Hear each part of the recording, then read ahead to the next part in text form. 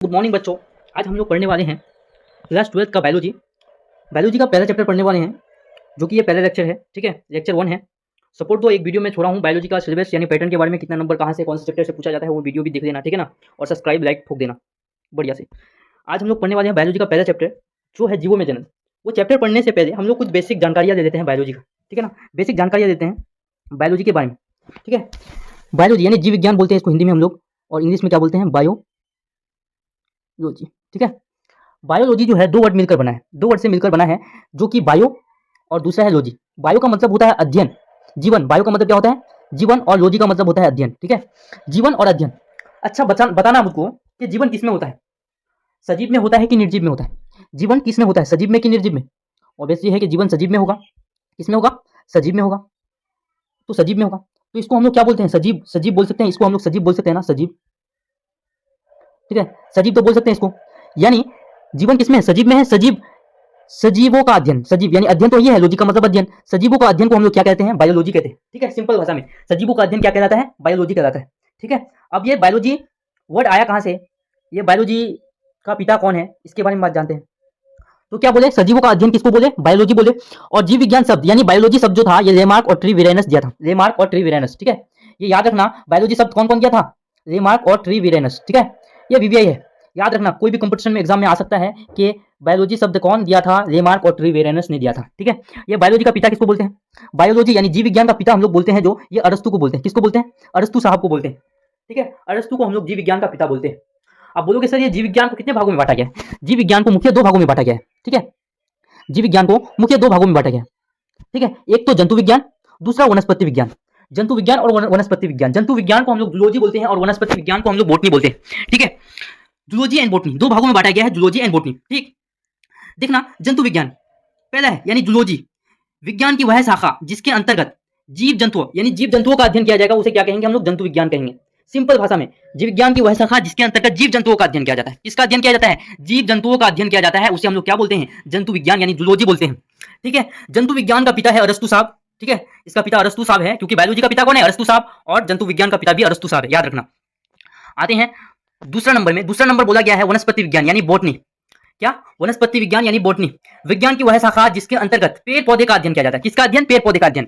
पेड़ पौधे का अध्ययन किया जाता है, उसे क्या कहते हैं, वनस्पति विज्ञान यानी बॉटनी कहते हैं। ठीक, समझ में आ गया, विज्ञान की वह शाखा जिसके अंतर्गत पेड़ पौधे का अध्ययन किया जाता है, उसे क्या कहते हैं, वनस्पति विज्ञान कहते हैं। ठीक, अब आ जाना, वनस्पति विज्ञान का पिता। वनस्पति विज्ञान का पिता नोट देके लिखा हुआ है, वनस्पति विज्ञान का पिता थियोफ्रेस्टस को कहा जाता है। किसको कहा जाता है, थियोफ्रेस्टस को कहा जाता है। किसको, थियोफ्रेस्टस को कहा जाता है। समझ गया। आज हम लोग का चैप्टर 12 है, 12th क्लास का चैप्टर नंबर 1 पढ़ेंगे। क्या पढ़ेंगे, चैप्टर नंबर 1, जो कि है जीवों में जनन। ठीक है, जीवों में जनन पढ़ने से पहले उसका इंट्रोडक्शन पढ़ देते हैं, परिचय पढ़ते हैं। जीवन अवधि, अच्छा अब बताना, तुम अगर जन्म लिए हो इस पृथ्वी में, तो एक दिन तुम तो मृत्यु होगा, यानी मृत्यु होगा तुम्हारा। ठीक है, मरोगे एक दिन। तो क्या प्रत्येक जीव, देखना, प्रत्येक जीव केवल एक निश्चित समय तक ही जीवित रह सकता है। तुम एक निश्चित समय तक ही जीवित रह सकते हो। तुम्हारा जीवन काल कितना है, हम लोग का अभी तक जीवन काल, किसी का 110 साल जाता है, किसी का 70 साल, किसी का 35 साल, किसी का 20 साल, ऐसे जाता है। ठीक है, कोई निश्चित नहीं है, लेकिन निश्चित समय तक ही हम लोग अधिकतर 70 साल से ऊपर नहीं जी सकते। ठीक है, जीव के जन्म से लेकर उसके प्राकृतिक मृत्यु तक, क्या तक, प्राकृतिक मृत्यु तक के काल को जीवन अवधि कहते हैं। अब प्राकृतिक मृत्यु क्या है सर, तो सुनना, प्राकृतिक मृत्यु, अब सुन लो, प्राकृतिक मृत्यु हम लोग क्या बोलते हैं, जो अल्लाह के मतलब हम लोग गॉड के द्वारा उठाया जाता है। अब तुमको कोई बीमारी आया, तुम मर गया, उसे हम लोग क्या बोलेंगे, प्राकृतिक मृत्यु बोलेंगे। अब तुम कहीं गए मार करने, उनको गोली मार दिएगा, उसको हम लोग प्राकृतिक मृत्यु नहीं बोलेंगे। ठीक है, यानी हम लोग को प्राकृतिक के बारे में पढ़ना है। ठीक, प्राकृतिक मृत्यु होना चाहिए। ठीक है, जो गॉड के द्वारा उठाया जाता है। ठीक है ना, प्रत्येक जीव कुछ निश्चित समय तक जीवित रहता है। जीव के जीवन से लेकर उसके मृत्यु के काल तक, जीवन से मृत्यु के काल तक के हम लोग क्या कहते हैं, जन्म से लेकर प्राकृतिक मृत्यु के काल को ही जीवन अवधि कहा जाता है। ठीक है, आ गए। अब देखो, जीवन अवधि में कुछ कुछ जीवों का जीवन अवधि दिया हुआ है, कौन किसका कितना है, कुछ कुछ जीवों का जीवन अवधि दिया हुआ है, किसका कितना है, तो ये देखते हैं हम लोग। देखो, कुत्ता का जो है 20 वर्ष, कुत्ता जो है 20 साल ही जीता है। ठीक है, कुत्ता कितना साल जीता है, 20 साल। और केचुआ जो है ये 6 साल जीता है, केचुआ। ठीक है, और तोता जो है ये 15 साल जीता है। तोता कितना साल जीता है, 15 साल। इसका 15 साल में मृत्यु हो जाता है। ठीक है ना, चूहा जो है ये 4 साल जीता है, और बिल्ली जो है ये 28 साल जीता है। बिल्ली कितना साल, 28 साल। घरेलू मक्खी, जो मक्खी होता है घर में, वो जो होता है 76 साल जीता है। कितना साल, 76 साल। यानी हम लोग जितना जीते हैं, हम लोग खून पी पी के वो भी उतना जीता है। ठीक है, हम लोग भी 70 75 76 में आउट ऑफ कंट्री हो जाते हैं, आउट ऑफ पृथ्वी से हो जाते हैं डायरेक्ट। कबूतर जो है ये 35 साल जीता है। ठीक, कबूतर कितना, 35 साल। और बाघ जो है ये 25 साल जीता है, 25 साल। चिंपांजी जो है ये है 45 साल जीता है, और तिलचट्टा जो है ये 4.5 साल जीता है। ठीक, यानी यहाँ सिर्फ घरेलू मक्खी जो हम लोग का खून पीता है वही सिर्फ 76 दिन का होता है, सॉरी 76 दिन का होता है, 76 दिन का होता है। यानी ये हम लोग के नहीं जीता है, हम लोग पैदा होने में जितना टाइम लगता है यानी घरेलू मक्खी उतना दिन में मर जाता है। ठीक है, तो मिस्टेक हो गया था पढ़ने में, तो देख लेना कितना घरेलू मक्खी 76 दिन जीता है। ठीक है ना, 76 दिन। आते हैं आगे जनन में।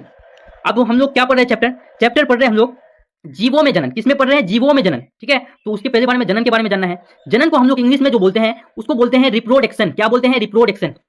रिप्रोडक्शन, रिप्रोडक्शन को दो भागों में बांटा गया है, एक तो री और एक प्रोडक्शन। री का मतलब क्या होता है, सुनना, री यानी रिपीट, री मतलब रिपीट, री का मतलब होता है वापस, और प्रोडक्शन का मतलब जो होता है ये होता है निर्माण। क्या होता है, निर्माण। री का मतलब वापस, प्रोडक्शन का मतलब होता है निर्माण, यानी अपने जैसा, यानी अपने जैसा वापस से संतति निर्माण करना। अब तुम हो, तुम शादी करोगे, बच्चा पैदा करोगे, यानी अपने ही जैसा संतान तो उत्पन्न करोगे ना, उसी को क्या कहते हैं हम लोग, जनन यानी रिप्रोडक्शन कहते हैं। रिप्रोडक्शन समझ में आ गया, री का मतलब वापस, प्रोडक्शन का मतलब निर्माण, यानी अपने जैसा वापस से संतति निर्माण करना क्या कहलाता है, रिप्रोडक्शन। जनन को मुख्यतः दो भागों में बांटा गया है, यानी रिप्रोडक्शन को जो है दो भागों में बांटा गया है। कौन कौन सा भाग देखते हैं आओ। एक तो लैंगिक जनन यानी इन सेक्सुअल रिप्रोडक्शन, और एक अलैंगिक जनन इन सेक्सुअल रिप्रोडक्शन।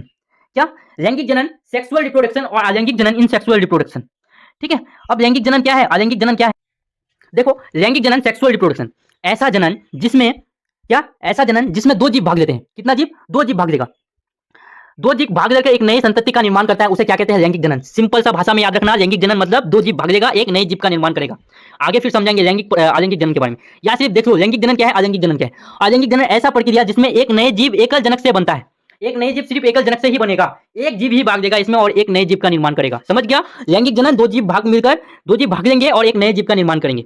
ठीक है, लैंगिक जनन देखो यहां और खुल के दिया हुआ है, देखना सेक्सुअल रिप्रोडक्शन दिया हुआ है, दो जीव भाग, क्या बोला गया है, दो जीव भाग जाते हैं, नर और मादा, दो जीव भाग लेते हैं। कितना, दो जीव भाग लेते हैं, कौन कौन सा, नर और मादा। नर और मादा निषेचन करता है, उसके बाद युग्मनज यानी जायगोट का निर्माण होता है। किसका, जायगोट का निर्माण होता है। युग्मनज आगे चलकर किसका, भ्रूण यानी एम्ब्रियो का एम्ब्रियो बनाता है। पहले क्या बनेगा, दो जीव यानी नर और मादा, नर और मादा क्या करेगा, भाग लेगा, भाग लेके क्या बनाएगा, निषेचन, निषेचन करता है, उसके बाद युग्मनज का निर्माण करता है, उसके बाद आगे चलकर भ्रूण का निर्माण करता है। सिंपल सा भाषा है। अलैंगिक जनन क्या, एक जीव भाग लेगा, एक जीव अगर भाग लेगा तो दूसरे जीव के साथ वो निषेचन कर पाएगा क्या, नहीं। इसमें एक जीव भाग लेते हैं और क्या करता है, निषेचन नहीं होता है, युग्मनज का निर्माण नहीं होता है, इसमें भ्रूण का निर्माण नहीं होता। सिंपल भाषा में उल्टा, सब लैंगिक जनन का उल्टा। ठीक है, अब एक क्वेश्चन बिहार बोर्ड में वीवीआई क्वेश्चन आता है हमेशा, लगभग इस बार तो पूछा नहीं गया था, अगले बार चांस है कि ये 5 नंबर में आ सकता है। ठीक है, 5 नंबर में आ सकता है। क्या क्वेश्चन पूछा गया है, लैंगिक जनन अलैंगिक जनन में अंतर बताइए। क्या क्या, लैंगिक जनन अलैंगिक जनन में अंतर बताइए। अब ये लैंगिक जनन और अलैंगिक जनन, मैं क्या बोला, लैंगिक जनन मतलब दो जीव भाग लेगा। कितना जीव, दो जीव भाग लेगा, कौन कौन सा, नर और मादा, नर और मादा। एग्जांपल में ले लेना पापा और अम्मी। ठीक है, और अलैंगिक जनन एक जीव भाग लेते हैं। कितना, एक जीव, सिर्फ एक ही जीव भाग लेगा, इसमें निषेचन नहीं होता है। किसमें निषेचन नहीं होता है, सॉरी, इसमें निषेचन होता है, किसमें, लैंगिक जनन में निषेचन होता है और अलैंगिक जनन में निषेचन नहीं होगा। क्या नहीं होगा, निषेचन नहीं होगा। ठीक, लैंगिक जनन में युग्मक का, युग्मनज का निर्माण होगा। क्या, किसका निर्माण होगा, युग्मनज का निर्माण होगा, और अलैंगिक जनन में युग्मनज का निर्माण नहीं होगा। अलैंगिक जनन में क्या, युग्मनज का निर्माण नहीं होगा।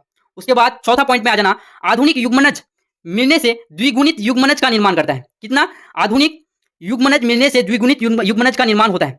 और चौथा में इसमें दिया है अलैंगिक जनन में, इसमें युग्मनज का निर्माण, अलैंगिक जनन में युग्मनज का निर्माण देखे थे क्या, नहीं देखे थे।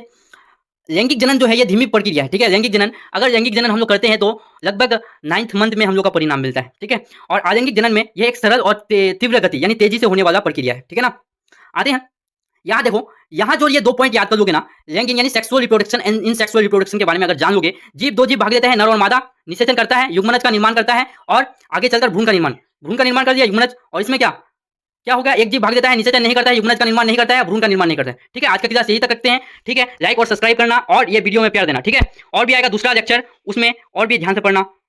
चलो रखते हैं आज।